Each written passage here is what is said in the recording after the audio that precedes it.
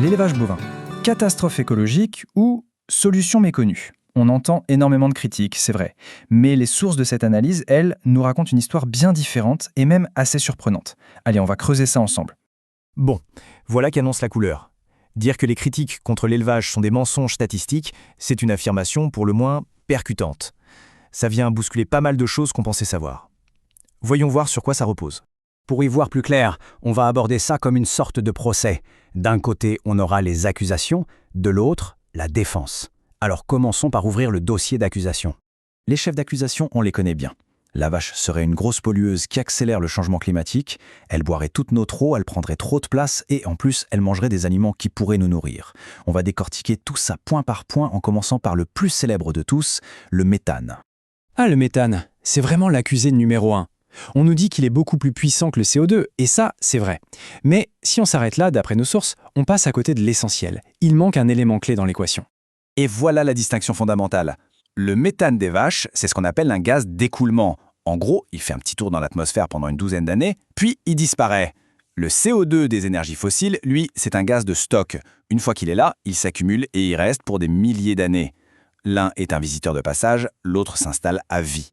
Et ça fonctionne comme un cycle parfait. Regardez, tout part de l'herbe qui, pour pousser, capte du CO2 dans l'air. La vache vient, elle mange l'herbe, et en la digérant, elle émet du méthane. Mais ce méthane, au bout de 12 ans environ, se retransforme en CO2, que l'herbe va pouvoir à nouveau capter. La boucle est bouclée, le carbone est juste recyclé. Et c'est ça le point absolument crucial à retenir.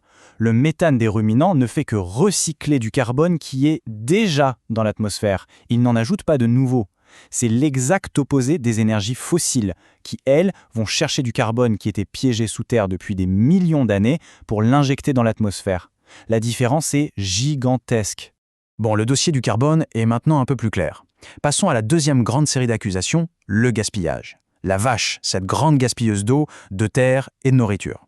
Voyons ce qu'il en est vraiment. 15 000 litres. C'est un chiffre choc, hein. On l'a tous entendu au moins une fois, ça paraît énorme, mais d'où il sort ce chiffre? Et surtout, qu'est-ce qu'il représente exactement? La réponse, c'est assez étonnante. En fait, quand on décompose ce chiffre, on se rend compte que 92% de cette fameuse empreinte, c'est ce qu'on appelle l'eau verte. Et l'eau verte, c'est tout simplement l'eau de pluie qui tombe sur les prairies, une eau qui serait tombée là, avec ou sans vache. L'eau qui est vraiment puisée dans les rivières ou les nappes, l'eau bleue, ne représente que 4% du total.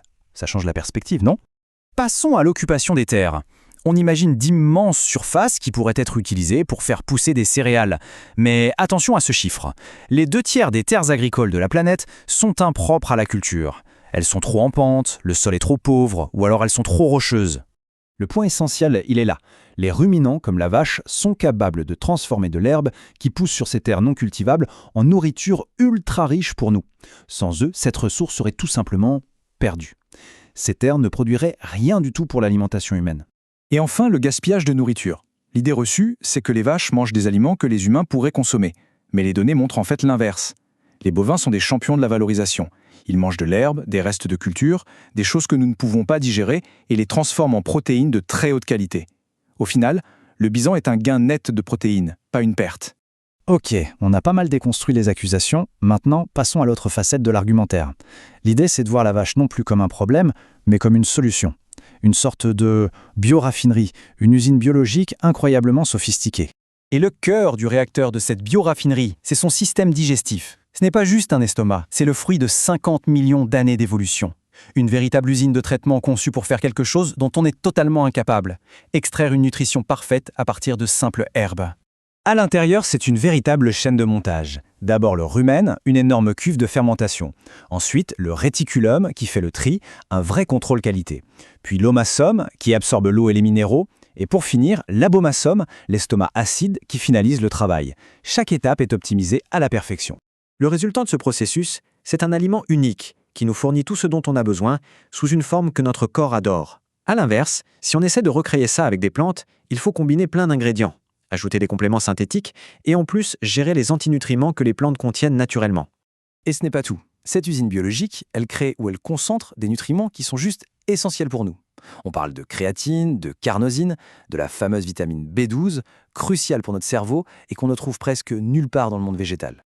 Bon, après avoir mis tout ça sur la table, les accusations d'un côté, la défense de l'autre, quel pourrait être le verdict? Les arguments qu'on vient de voir nous invitent en tout cas à poser un regard complètement nouveau sur la vache. En résumé, loin d'être une gaspilleuse, la vache apparaît ici comme un modèle d'efficacité. Elle utilise l'eau de pluie, valorise des terres non cultivables, elle recycle le carbone, elle produit plus de protéines qu'elle n'en consomme et elle transforme de la biomasse indigeste en un des aliments les plus nutritifs qui soient. On termine avec cette analogie qui est assez parlante. Essayer d'avoir toute notre nutrition directement de plantes, que notre système digestif a du mal à traiter, c'est un peu comme essayer de faire rouler une voiture avec du pétrole brut. La vache, c'est la raffinerie. Elle transforme cette matière première en un super carburant parfaitement adapté pour nous. Voilà qui donne à réfléchir. Merci d'avoir suivi cette analyse.